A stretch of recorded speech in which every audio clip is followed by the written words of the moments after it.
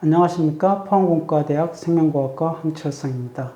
한국분자세포생물학계 병암바이오 유스캠프에서 세포 속에서 일어나는 단백질 분해라는 연구 주제로 강연을 하게 돼서 대단히 기쁩니다. 우리가 물건을 만지거나 보거나 생각할 수 있는 것은 세포 속에서 맡은 바 역할을 충실히 수행하고 있는 단백질들 덕분입니다. 우리 몸에 존재하는 세포당 약 2만 종류의 100억 개의 단백질들이 있습니다. 이들 그 세포 속에 존재하는 단백질들은 끊임없이 혹은 필요에 따라 합성됐다가 분해가 됩니다. 세포 속에 존재하는 단백질들의 수명을 계산해 보면 어떤 단백질은 굉장히 빨리 분해되는 반면에 다른 단백질은 몇 달, 심지어 몇 년 동안 분해되지 않고 안정한 상태로 존재하고 있습니다. 그렇지만은 지금부터 한 7, 80년 전까지만 해도 세포 속에 존재하는 모든 단백질들은 분해되지 않고 항상 안정한 상태로 세포 내부에 부착되어 있다라고 생각을 했었습니다. 그런데 1930년대 말에 루돌프 셴하이머라는 과학자가 그 당시 발견한 안정동위원소인 N15로 표지된 아미노산을 쥐에게 먹인 후 이 아미노산의 대사 과정을 추적을 했습니다. 그 결과 이 아미노산이 세포 속 단백질로 합성됐다가 분해된 다음에 다시 대사물질로 전환된다는 사실을 관찰하게 됩니다. 이런 실험 결과를 통해서 루돌프 셴하이머는 세포 속에 존재하는 단백질들은 역동적으로 합성됐다가 분해된다고 최초로 제시하게 됩니다. 하지만 그 당시에 대부분의 과학자들은 세포 속에 존재하는 단백질들이 분해된다는 사실에 대해서 전혀 관심을 갖지 않았습니다. 그 이유 중에 하나는 단백질이 세포 내부에서 합성됐다가 분해된다는 것은 에너지 측면에서나 그리고 시간적 측면에서 낭비라고 생각을 했습니다. 그리고 설령 세포 속에서 존재하는 단백질들이 분해된다 하더라도 단백질 분해보다는 단백질 합성이나 유전자 조절이 생명 유지에 훨씬 중요한 역할을 할 것으로 예상했었습니다. 그런데 1950년대 중반에 크리스탄 듀듀브라는 과학자가 세포 속에서 가수분해 요소를 가득 가지고 있는 라이소좀이라고 하는 세포 소기관을 발견했습니다. 그 이후 세포 바깥에 존재하는 고용물질이나 미생물들을 막으로 싸서 세포 내부로 유입을 시키면 이 라이소좀이 이를 인식해서 처리하는 파고사이토시스가 밝혀졌습니다. 따라서 크리스탄 듀듀브는 이 파고사이토시스처럼 세포 내부에 존재하는 손상된 이런 세포 소기관이나 아니면 응집된 단백질들을 막으로 싸서 처리하는 오토파지라고 하는 자가 포식 작용을 최초로 제시를 했었습니다. 그렇지만은 그 당시에 수십 년 동안 이런 오토파지에 대한 연구가 거의 진행되지 않았었습니다. 그런데 1990년대 초반에 일본에 있는 오스미 교수가 유전자 조작에 용이한 효모세포를 이용을 해서 이런 오토파지에 관련된 유전자들을 최초로 발견을 했습니다. 그 이후 지속적인 연구를 통해서 이 오토파지가 영양분이 고갈된 상태나 스트레스 상황에서 세포의 구성 성분을 파괴해서 재활용함으로써 에너지 재생산과 세포의 항상성 유지에 중요한 생존 기적으로 밝혀지게 됩니다. 따라서 오스미 교수는 이런 오토파지에 관련된 유전자를 발견하고 그 작동 기전을 밝혀낸 공로를 인정받아서 2016년에 노벨 생리의학상을 수상하게 되었습니다. 한편 1970년대에 세포 속에서 일어나는 단백질 분해에 있어서 흥미로우면서도 이상한 현상들이 관찰되었습니다. 그 중에 하나는 일반적으로 단백질과 같은 고분자 물질들이 분해되는 과정은 열을 방출하는 발열 반응으로 알려져 있습니다.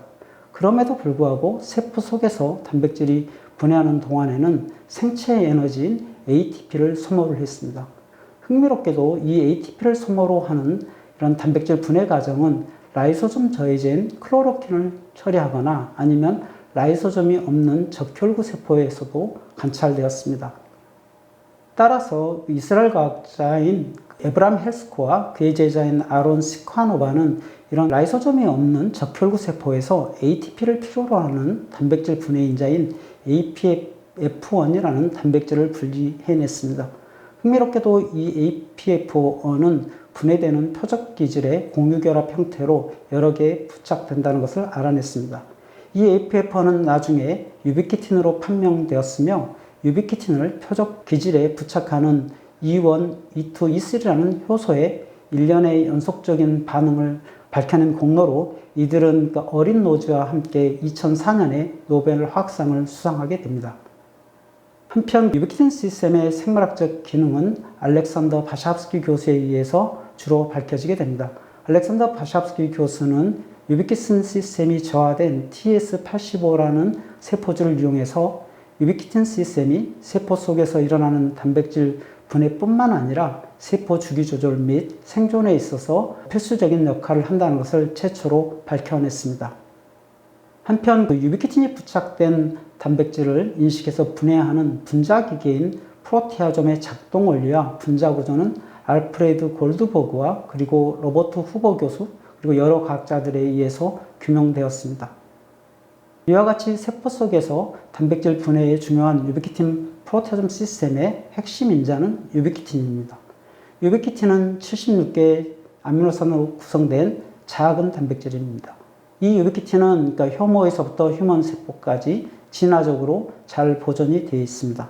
특히 유비키틴은 수명이 다한 단백질이나 아니면 비정상적인 단백질에 이러한 E1, E2, E3라는 효소들의 일련의 연속적인 반응을 통해서 이들 단백질에 순차적으로 유비키틴이 부착이 되게 되면은 프로테아점이라는 거대 단백질 분해 복합체가 마구잡이로 세포 안에 존재하는 단백질을 분해하는 것이 아니고 이런 유비키틴이 부착되어 있는 단백질들만을 선별해서 분해합니다. 이런 유비키틴 프로테아점 시스템은 세포 속 단백질 분해의 약 90%까지를 차지하고 있다고 알려지고 있습니다. 이런 유비키틴 프로테아점 시스템은 세포 주기 조절이나 발달 과정, 면역 반응 등 거의 모든 생명 현상과 직접 관련이 되어 있습니다. 따라서 유비키틴 프로테아점 시스템이 가발현돼서 생명 유지에 꼭 필요한 단백질들이 빨리 분해되거나 아니면 유비키틴 시스템이 망가지게 돼서 수명이 다하거나 아니면 비정상적인 쓰레기 단백질들이 세포 내에 축적되게 되면은 퇴행성 신경질환이나 각종암, 자가면역질환 등 다양한 질병의 원인이 됩니다.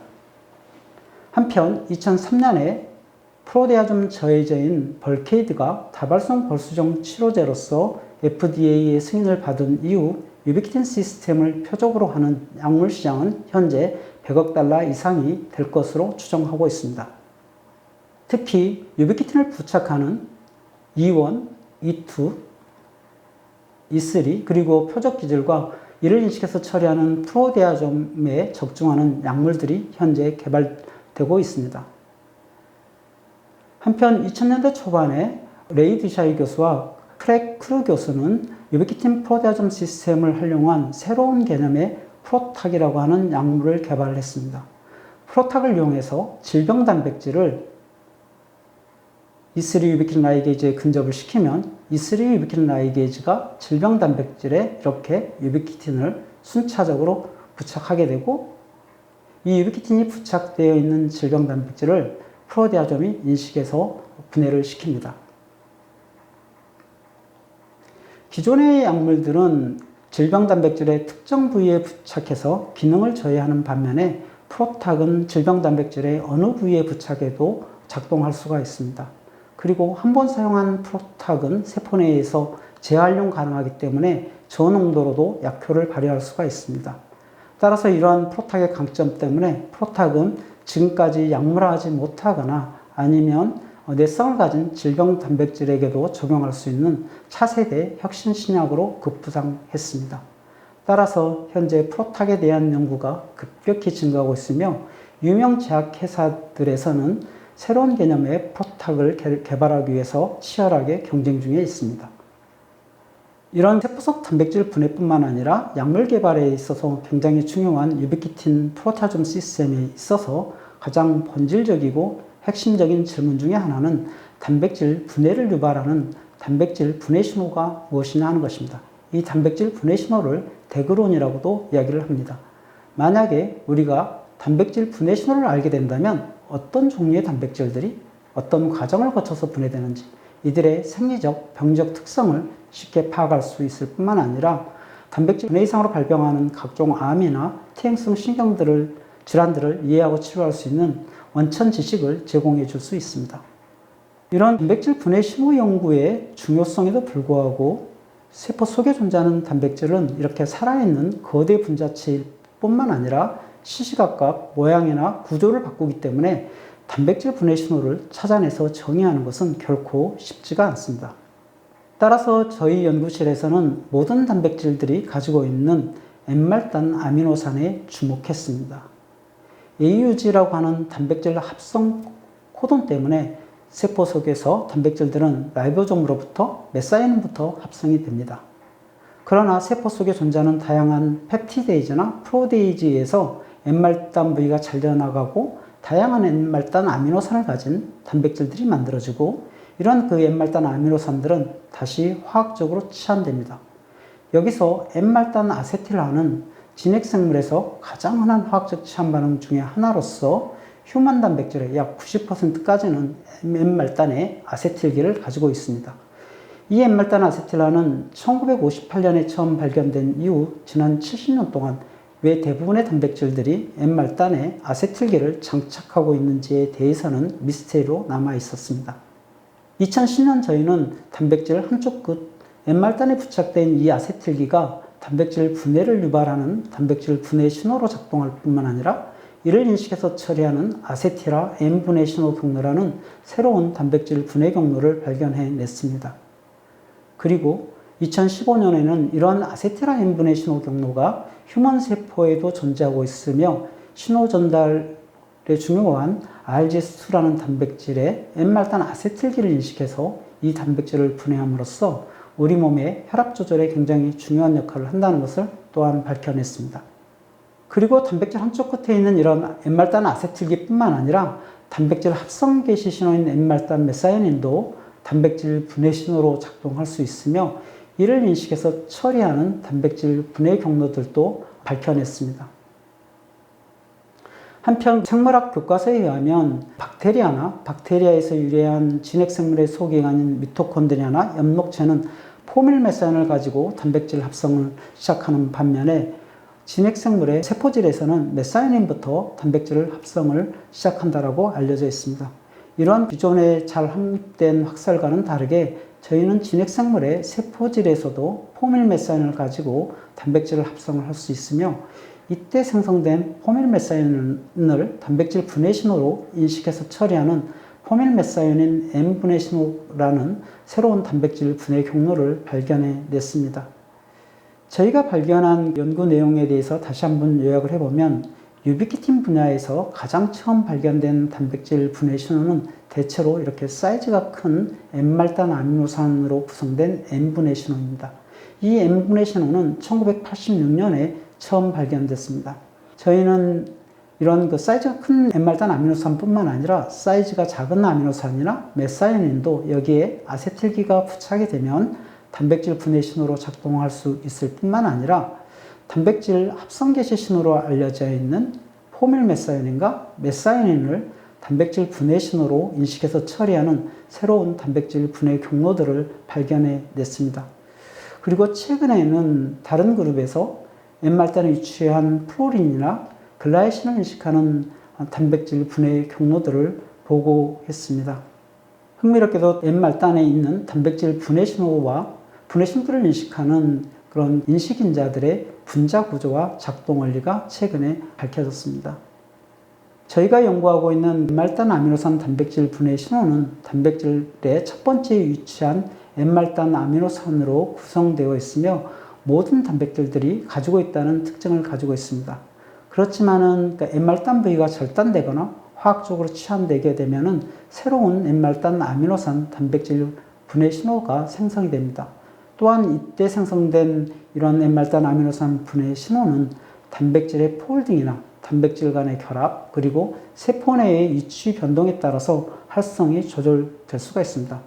어떻게 보면 굉장히 단순하면서도 복잡한 이런 그 N말단 아미노산 단백질 분해 신호 연구를 통해서 저희는 그 세포 속에서 일어나는 단백질 분해라는 근본적인 생명 현상을 새롭게 이해하고 단백질 분해 이상으로 발병하는 다양한 질환들을 치료할 수 있는 원천 지식을 제공하고자 합니다. 이와 같은 연구를 진행하고 있는 연구원들과 저희 실험실의 학생들입니다. 감사합니다.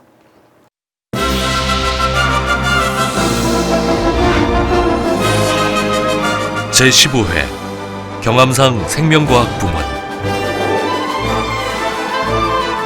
포항공과대학교 생명과학과 황철상 교수.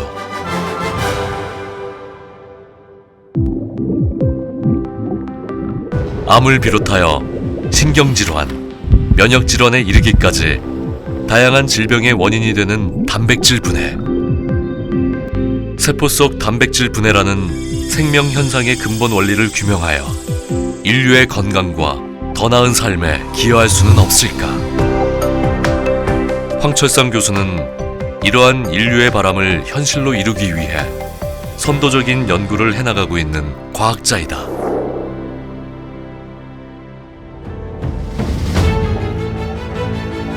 세포의 항상성 유지에 핵심적인 역할을 하는 단백질 분해 현상에서 뛰어난 연구 업적을 이루어 세계의 생명과학계로부터 커다란 주목을 받고 있는 황철상 교수. 단백질의 한쪽 끝에 위치하고 있는 N-말단 아미노산 분해 신호와 분해 경로 연구를 주도하고 있는 그는 특히 인류가 이제까지 발견하지 못했던 새로운 단백질 분해 신호들을 최초로 찾아내어 세계를 놀라게 하였다. 이러한 그의 연구 성과는 사이언스와 셀 등의 최고의 학술지에 발표되어 그 권위를 인정받았다.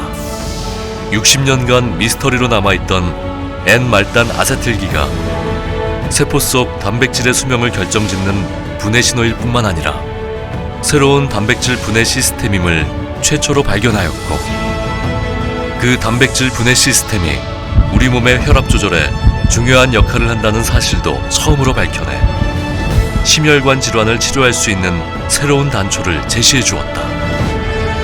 또한 N-말단 메티오닌이 단백질 합성과 분해를 결정하는 단백질 분해 신호라는 사실을 최초로 발견하여 국내 분자 생물학과 생화학 연구 분야의 수준을 높이는 데 크게 공헌하였으며, 분자 생물학 태동기 때부터 정설로 확립된 패러다임과 다르게 진핵 생물 세포질에서도 단백질을 만들어낼 수 있다는 사실을 밝혀내 지금까지 난제로 여겨졌던 숨겨진 생명 현상을 추적할 수 있도록 하였다. 이와 같이 자신이 최초로 발견한 다양한 단백질 분해 신호들의 연구 성과들을 다양한 국제학회에서 적극적으로 발표, 강연하고 있는 황철상 교수. 그의 연구가 더욱 넓어질수록 인류의 생명 연장 꿈은 더욱 가까워질 것이다.